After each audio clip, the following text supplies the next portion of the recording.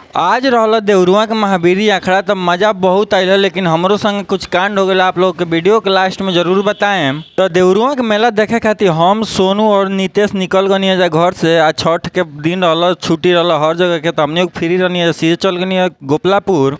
तो आखड़ा पहुँचल रहा गोपलापुर में, हो जाई रही एगो पांडे जी खूब कमर हिला हिला नाचत लिया। और बाप रे, इनका पीछे दीवाना लोग के लाइन लग रहा। आप लोग देख सकता नहीं कि कितना लोग एकदम मतलब मस्ती में रहल, जुलूस के झंडा ले हाथ में, और इनका आधा पर दीवाना होकर खूब डांस करता लो। आप लोग भीड़ देख सकते हैं, टाली के पीछे लगभग 1000 आदमी से ऊपर के भीड़ रहा। में है दोनों भाई आखड़ा कहीं होके, मेला कहीं होके, ये ऑर्केस्ट्रा के पीछे जरूर कहीं लोग न जाइलो।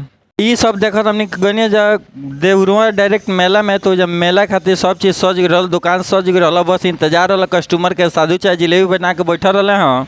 चले हमारा भेंट हो गई। देखा तनी कि जितना लेडीज प्लेयर फुटबॉल के बाड़ी सब धीरे धीरे हमारा आगे से गुजरे लगली। वही में कलिए लाइक सब्सक्राइब फॉलो करे के, इनके मने मन धन्यवाद कह के कनिया चलो मैदाने पर मिले। तले कनिया जब फुटबॉल शुरू होके पहले खेला शुरू कुछ खा लेवे के, खाते भर में या के जा लागल गोड़ा छू छू हाथ मिलावे।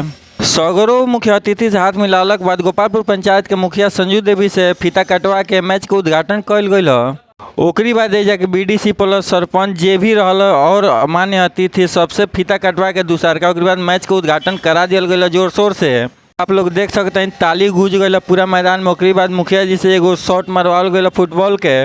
ओकरी बाद रीता कुशवाहा से भी एगो शॉट मारवाल गया, जौन फेल हो गई है, गोलकीपर हार गई है। तब देखावत नहीं आपके बड़का बड़का शील्ड धर रहा है मुख्य अतिथि लोग के सामने। ओकरी बाद जब मैच शुरू ही होके वाला रहा, एकदम शुरू हो गई, तो हम कहनी चलो मुख्य अतिथि लोग के एक बार और दिखा दिए। मैच शुरू भले से पहले हम पहुँच गए सोनू लोग के लगे जहाँ सब के रहा। तो हम कहनी ये लोग कुछ खाई लो ना, अपने पैसा किन के, तो 50-60 रुपये किन के दे दिए। लोग अपने में बाँट लागल लोग खाए निर्लज के तरह। तले महिला पुरुष के जौन फुटबॉल बहुत शुरू हो गया। दोनों टीम देवरिया और गोपालगंज के रहा। वही में भाई लोग हर बार शिकायत करते रहा कि हमारे वीडियो ले लो लेकिन ब्लॉग में ना लगा लो। तो कहनी भाई आज ब्लॉग बनिए चाहे ना, तोहरिए लोग के फोटो और वीडियो में चली, कहाँ से ब्लॉग बनाओ में ते हमारे बेइज्जती हो जाता। भौए ही के देवरुआ के कमेटी जितना रहे में से एक आदमी के हमारे वीडियो बनाओ देखल लगे तो धक्का उक्का दे दी। कहाँ से उबर आई नेता जा धनंजय पासवान, तो हमके तनी खराब लगे, लेकिन कोनो बात नहीं के हम तो ब्लॉग बनाओ तनी उनका खातिर थोड़े ना स्पेशल बनाओ तनी। लेडीज फुटबॉल हाफ टीम भैया के भाई दौड़ के भी, आर्मी दौड़ के भी शुरुआत हो गई।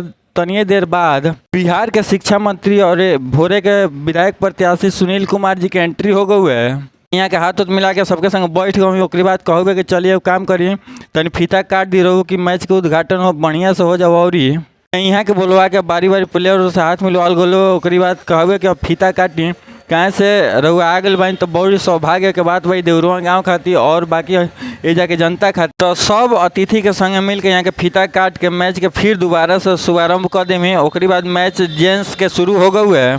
तो दोनों टीम बहुत ही धांसू रहे, मजा आ हुआ पूरा मैच देख के मेला भी मजा आ हुआ। और पब्लिक तो ये इतना खचा खच भर रहे है कि मानो पब्लिक अंथा आवेला देवरुआ के मेला में।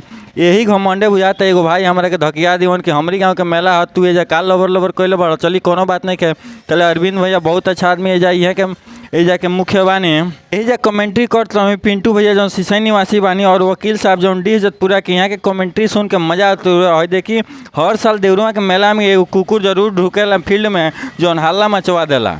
तले मेला में एंट्री हो गए लोग के, ये लोग में हई भाई लोग के जितना मजा ले वालों नु ये पूरा मेला में कसम से कहते हैं केहू में इतना मजा ना ले हुई। तो ये सब देख सुन के भीड़ आप लोग देख सकते हैं मेला के पीछे। और ये देवरुआ के मेला के स्पेशल ही स्वेग होला एगो, तो यह देखो सुनो तब कहीं जा चलो हमनी के तो काम हो गई। जा ढेर देर रुकल ठीक नहीं है, तो ये देखो सुनो हमनी के सीधा घर खातिर निकल गई जा। तो हम तो कहीं भी वीडियो पसंद आयल होके तो एगो लाइक और वीडियो का शेयर जरूर करिए, नहीं तो वही भाई के तरह धक्का मार के वीडियो के हटा दीजिएगा, वो भाई हटाऊँ।